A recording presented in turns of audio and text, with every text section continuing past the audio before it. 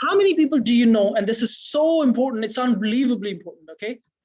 How many people do you know, if you were to give them the same business and they will run it completely differently? It's because of the kind of person you are, the knowledge you have, and so on and so forth, right? The likelihood of one person failing is massively high, while the other one, in fact, let me give you a mindset one, right? This is a funny one. There's two twins, and one is a massive alcoholic, and one is a very, very successful person. They both ask the same question: why are you alcoholic? He goes, that's because my dad was. The other one was like, okay, why are you so successful? That's because my dad wasn't. What changed? Nothing. Okay, it's about mindset, and like John said, and I must say compliments to you, he is amazingly knowledgeable. Your attitude decides your altitude. Okay, and if you shoot for the sun or the stars, you're going to land on the moon very, very likely. And I'm a fantastic example. Okay, I always shoot for the stars, and I barely are hanging on the moon. Okay, so you have to be brutally honest with yourself about your skills level, because your money, the money in your account is a very clear representation of your skills level. And when I say skills, a combination of your attitude and your mindset and your hard skills. So your personal skills and your professional skills. Okay. And if you don't know how to improve your personal and professional skills, your personal skills are your soft skills, your communication skills, your sales skills, your persuasion skills, your leadership skills, being able to lead a team effectively, being able to ignore minor things in your business, being able to understand that no one is going to replace you in your business, and that people are going to do a 70% of the job of what you are able to do. And that if they do 70%, you keep them. If they don't, they are removed. Okay. These are all the soft skills. Okay. People who are perfectionists, they don't have the soft skills. They haven't learned that. People come to me all the time. Oh, you know what? I can't find people to work with. Well, that's because you being an idiot, right? Most likely. Don't expect what you do, how you do, and they're going to do the same level stuff. That's your soft skills. Then you have your hard skills, which is being able to find deals, being able to find investors, being able to raise funds, being able to make a deal profitable.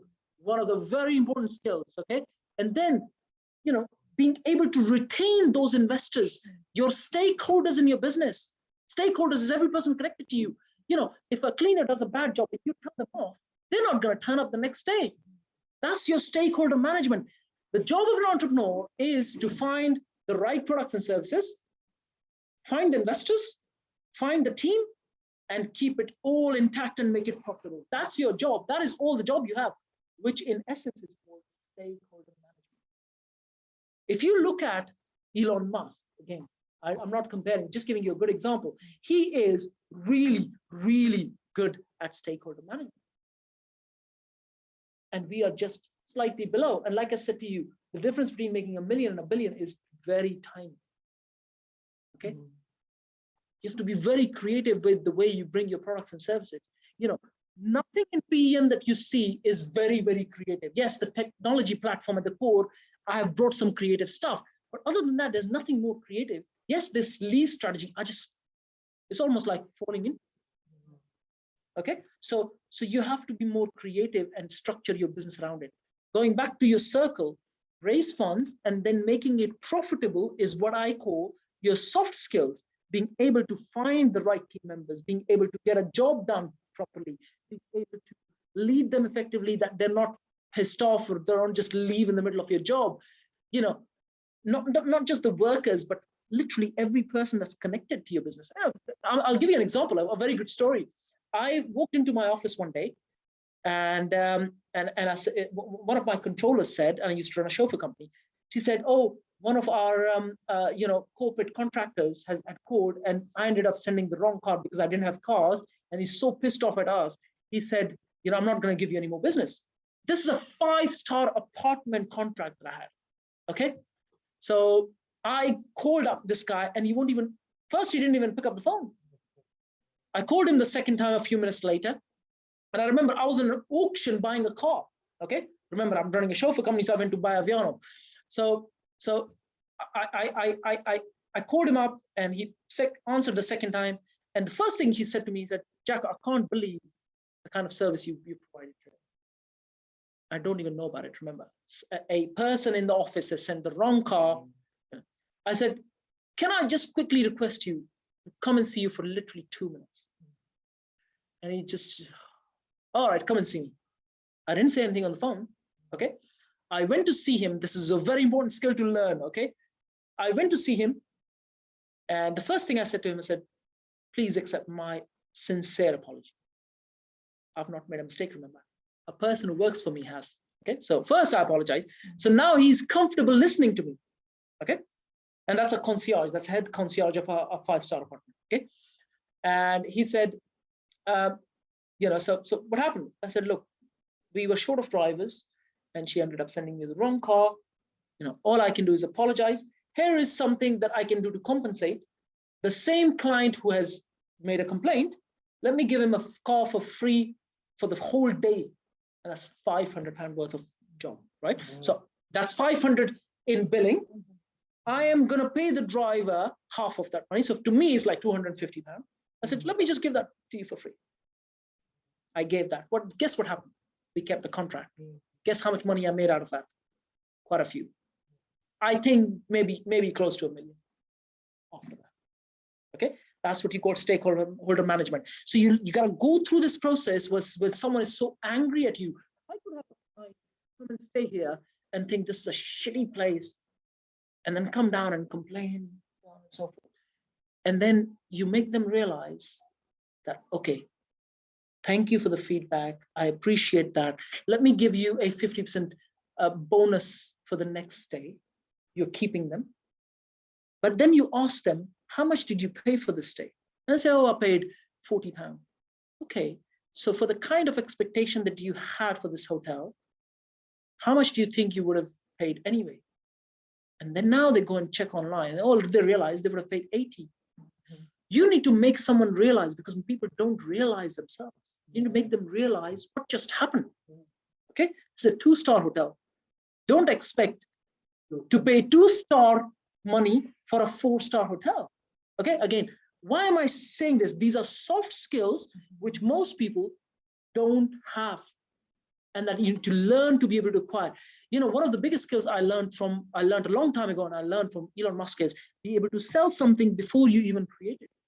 The damn guy builds a prototype truck, goes out, sells for billions, then now he's using money to produce that truck. That is one hell of a skill. You do know that? You start implementing that skill. That is one hell of a skill to learn. Before you even create a product or service, you go and sell it to raise the money that you need, and you're not even paying any interest on that. Okay, so these are soft skills, but very important to learn in business. Do you know how I've managed to, and I would like to share this in a recorded video so you can see. I haven't yet. No. Don't worry, we need to get the work done, right? So don't worry, all of this will be done. Anyway, let me share with you one more thing, okay? A lot of people ask me, how did you manage to attract so many really prolific investors and speakers into your event? Okay, this is how I did it. Okay, the first person I messaged to interview was our local MP. Okay, the reason he said yes is not because I was known. I wasn't known. This was my first interview. I'd created a little bit of content, but nothing major. The reason he said yes, and you need to find a reason for a person to say yes, yeah? It could be any reason. The only reason he said yes was because he's a Sikh, and so am I. I found a reason to interview a member of parliament. And the next time I messaged someone, I said to them, I said, I interviewed a member of parliament. Would you like me to interview you? And they said, yes. And I kept building on top of each other. That's what you call leveraging what you've already done in your life. Okay, and I kept on doing that. And all of a sudden, I one day messaged, I approached a lot of people, how do I get hold of Zuchi, for example? And no one would help me. No one did. I messaged Simon Zuchi, he wouldn't reply, kept on.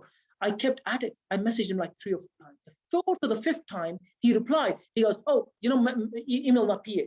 So he sent his text of his email to his PA. I sent him. Next time I book a speaker, I was told, no, Simon Zitsui spoke at our event. And then Paul Davis spoke at our event. A member of parliament spoke at our event. And I keep building on top of each other to persuade someone. These are called soft skills. You need to learn that.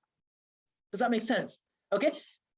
We did a development in Wembley, 4 million GDP. Do you think I was the only one involved? No. See, there was a senior project manager. There was other people involved. I was one of the people, okay, out of a team of like 7 or 8 people, okay? But when I speak with people, I tell them we have done a development worth 4 million GDP. If they ask me questions regarding the development, because I was in the whole journey there, I know everything about doing a development of that size. Okay, because that's how my brain is. I learn very quick. I look at all the development deals and all sorts of conversion deals behind the scene because of I'm a finance broker. And the amount of learning that goes behind the scene due to that is massive. And then I go and teach people. And then I go through a massive learning curve. I learn faster than anyone out there because I'm just doing everything and I've created soft skills. 80% of there was actually a research done by Institute of there was a research done for most people who are successful or on whatever degree they are successful, especially the CEO level, it's 80% soft skills. And that's your communication skills. Okay. So if you have the right communication skills and that you're able to persuade someone or be able to bring value on the table somehow, that you will do really well. Most people don't understand value. I can tip any scale towards me. Skills, learn. You have access to 140 hours of pre-recorded training. 140. Once you're done with those 140, you would have at least 90% of my knowledge. Build the skills. I can tip any scale towards me based on my knowledge. And I'm saying this with respect, just because of knowledge. And this is not just soft skills, that is communication skills, it's the strategic knowledge. Strategic knowledge. A lot of people don't have strategic knowledge. How do you position yourself to be the go-to person? Like, why would people come to you and not go to someone else? And I can make that happen day in, day out. Not everyone would come to me, but I don't need everyone. I only need a bunch of people. Was that? Was that? You're lacking in confidence. Am I lacking in confidence? No. I'm just, I like to keep, you know, one of the funny things about me, and I can share this with you. Look, I was very arrogant. I was very arrogant as well as I was very ignorant. So that arrogance was a part of my DNA. Okay. So even now, sometimes if someone really pisses me off, that arrogance comes out. You have to really piss me off. And if you really piss me off, you will see my arrogance. And by me, every time I say humility and respect, I'm trying to keep that, I'm changing that in my DNA. Does that make sense? Yeah. Okay. I can be like, you know what, someone really pisses me off. I will tell you that. I will tell you that. And obviously my Mrs. She knows that I get that can come out anytime. But I keep it down because I know that that's how it's supposed to be. Okay? So that's just me trying to change myself. I'm trying to change myself. I promise you. I've done, believe me, I've seen a lot of arrogance around me. I've seen a lot of ego around me in my life. And because I've seen so much of it, I know how much it can hurt people, and I don't want to hurt it. Okay, so that's me. Okay, going back, we're gonna wait for Fortune. We'll stop the recording and start it again.